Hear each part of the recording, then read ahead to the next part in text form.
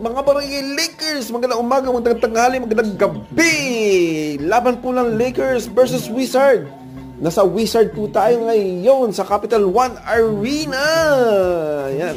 Laban po, nasa first quarter. Matatapos na po yung first quarter. 44 seconds na lang. Lamang ang Lakers ng 11 points. Tingnan natin mga barangay Lakers.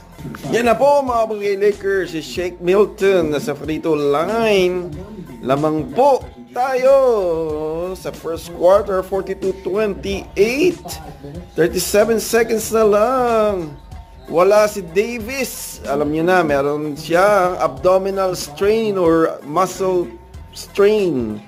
Alright. Oy, mag-like, comment, share kayo at follow mga kabarangay Lakers. Salamat po sa inyong lahat sa pag-view. Yes!